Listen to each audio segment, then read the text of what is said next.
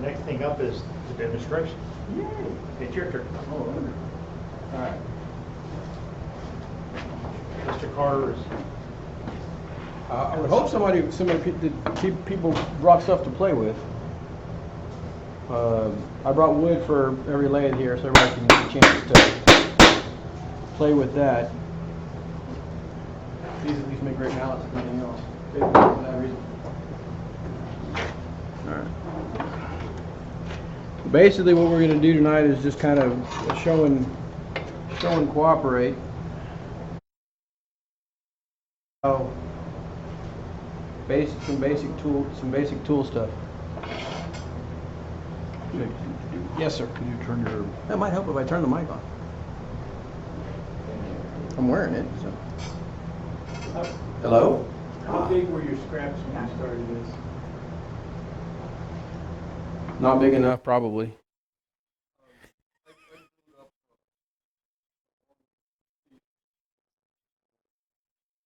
Then that's slice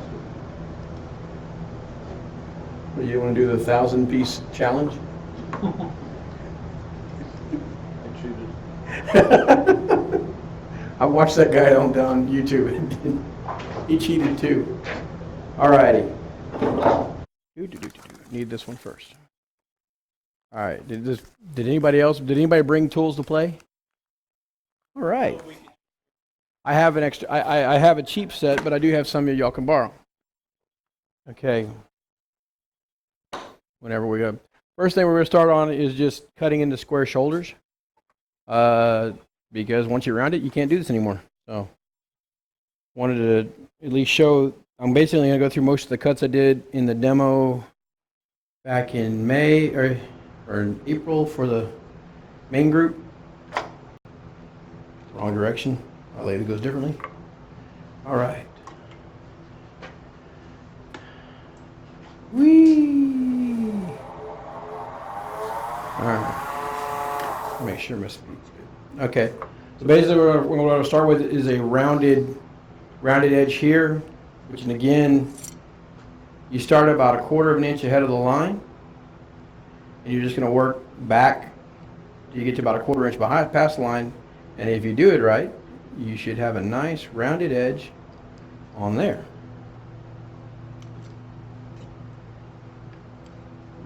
Just a wee bit more. How high is your tool rest? Tool rest should be set pretty much dead center on your lathe. That's where you should be at. That's comfort for most of it. That's where it's going to be at. And now what you want to do, now turn this off. Woo! All right. What you're going to first want to do is you need to present your tool at 11 o'clock. You need to bring the angle of the grind down to the direction of travel, so that way it's cutting this way into it. And then you're going to start with the handle low. And you're just going to bring it in slowly, slice into the wood. As you come up, you're going to raise it, you're going to raise and swoop the handle around. So that way, hopefully, a little low. Didn't start ahead.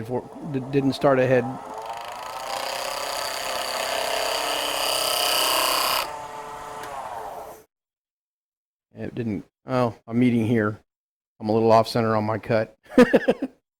But that way, what you're supposed to when it gets here, if I had centered it properly, you'd be perfectly on the line at that point. Nice thing is, you get really good edges there. All right. I'm actually going to go back. Do-do-do.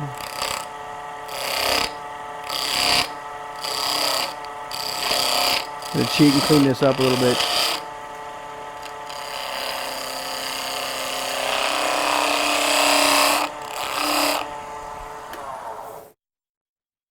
That's a little better. Now, do the same thing over here and not pinch myself. On this side, you want to put the skew to 1 o'clock. Left hand grind angle around.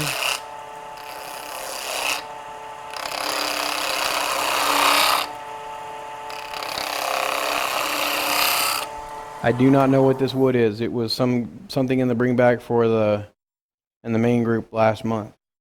So if people want to start, we'll go with those two cuts first. Whoever wants to grab your tools, we can get y'all set up. Square cut, and then I'll do the rounded edge here. Yeah, rounded. No, square cut here, rounded edge there. All right. Okay. You do a square cut right here. You can see the line. You're going to first go in first at 12 o'clock right there. Then you come over here and do a V cut. So you can give yourself some clearance on this cut. Go back in at 12.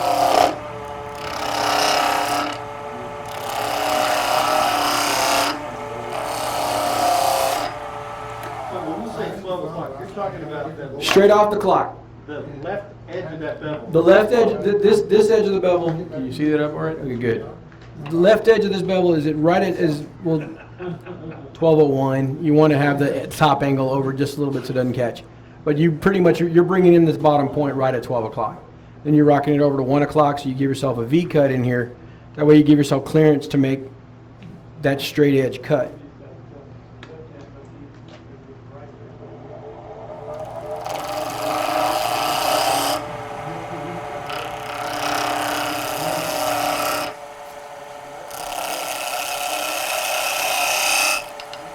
All right, clean that up. Now you got clearance to nibble away at this line to get that line square straight off the tool.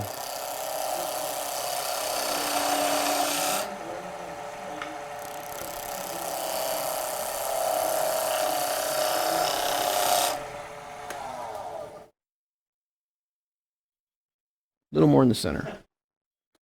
Getting this cut is one that I really want to work on.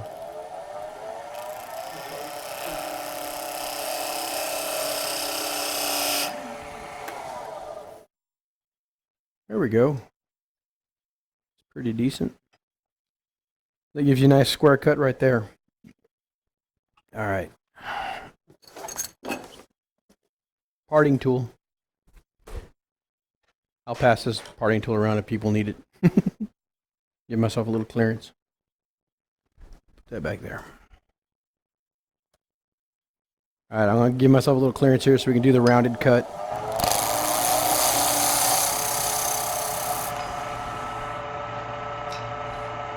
All right, with this one you go from the center to the heel. You're just going to bring it over and kind of in a rolling action. Knock off that corner first.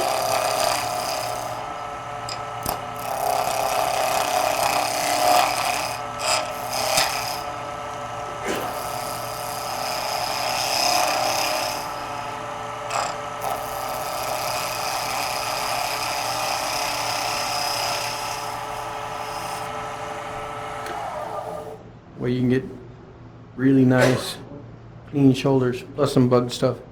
Kind of fun. There you go on that one.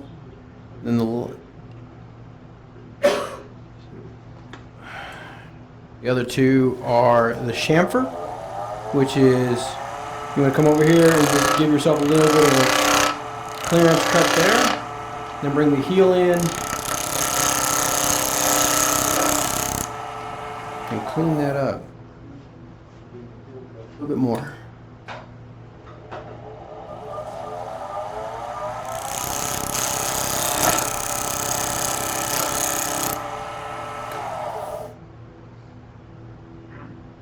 Okay. Until I didn't square this up right. All right. And the last one,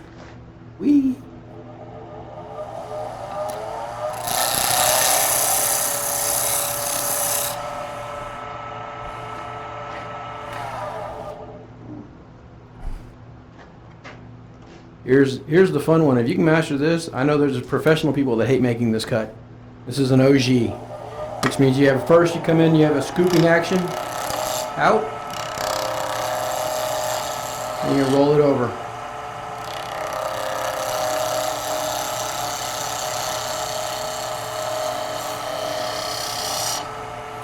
With modern gouges, you can do that in one cut. The older Continental gouges, you had to come back in with a skew and clean that line up. With the angle on my gouge, I can do that in one cut. Kind of fun. All right, that's the last of the square guys. Y'all guys can play with some of those cuts as you want. Everything in square shoulders.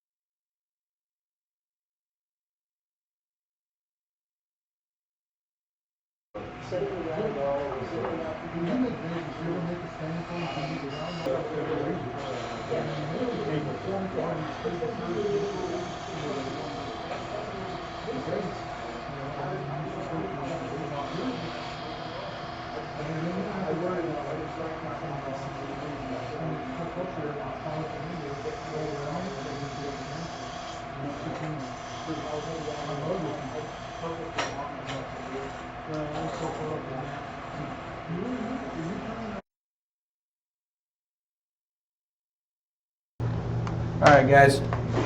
We're going to go to round, and then we're going to work on planing real quick. At least get you that far. Okay. Always start on the tailstock. Make sure your bevel's on your tool's on the rest. You're going to bring down and just take off all this fun work that we've been playing with.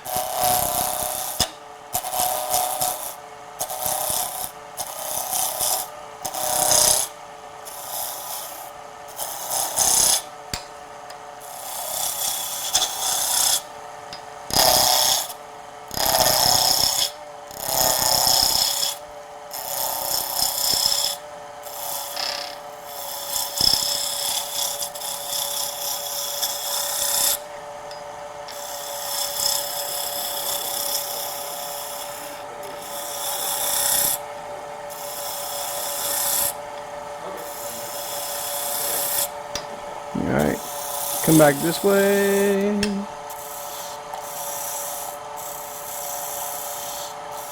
The nice thing about a true rough and gouge is you can always get into the corner. Alright. Okay. When you're working on this, it really is a matter of getting that angle just right. If you've got it set just right, you should be able to get perfect little curls coming off your tool. All right, you need to have the top off, anchored on this edge. You work too far on the top end, it's going to catch in, and you're going to get nasty little digging. Always. Well, you're going to get your best plane is always going to come with the heel down, at least for finish. You can do it the other direction.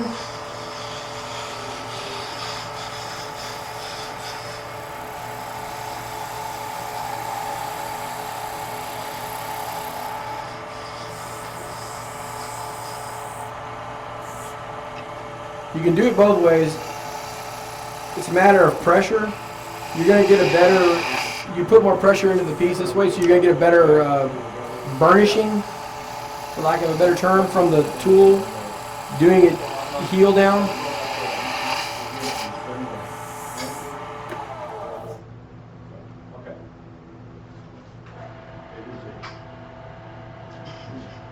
There you go. That's a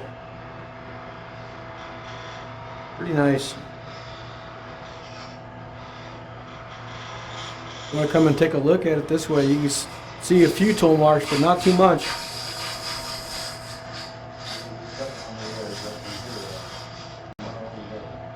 Looks like it could be better. That one. All right. Yeah.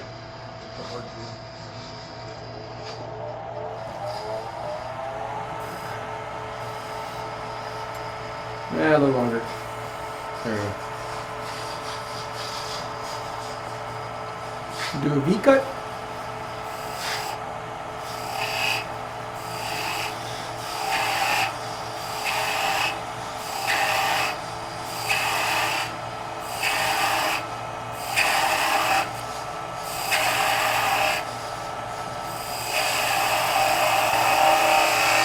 Wow, that's one of the best ones I've ever done.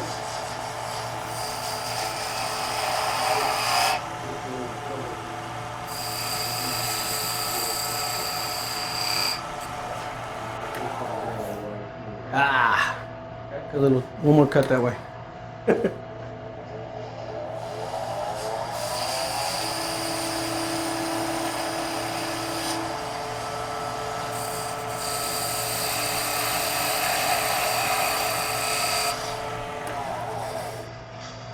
There you go. Nice clean cut. All right, I'll show my least favorite cut, or the one I think I'm the worst at. I don't make good coves. We got some nice faulting over here. Let's see what we got in here.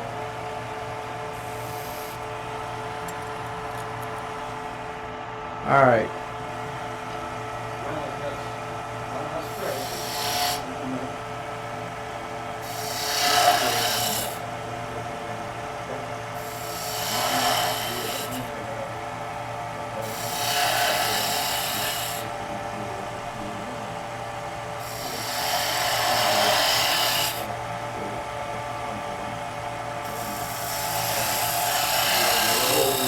Damn it.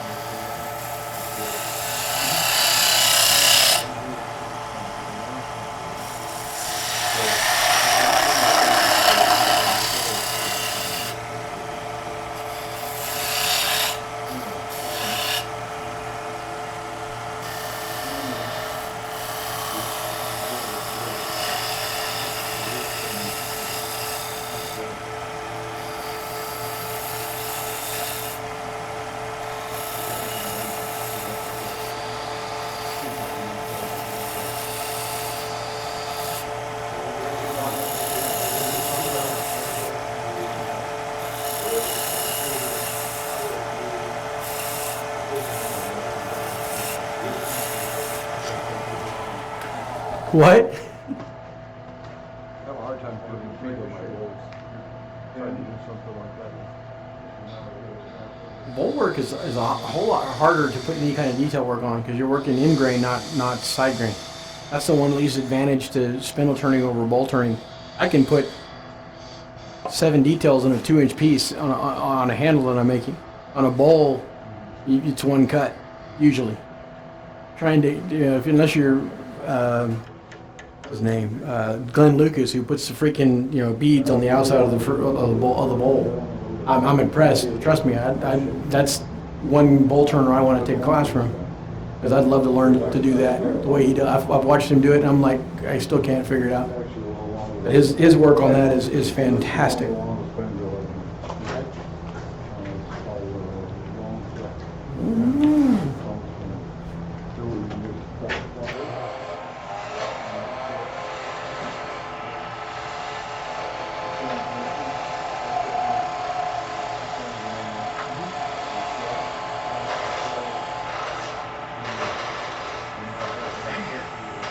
I gotta give me a skew in Thompson steel.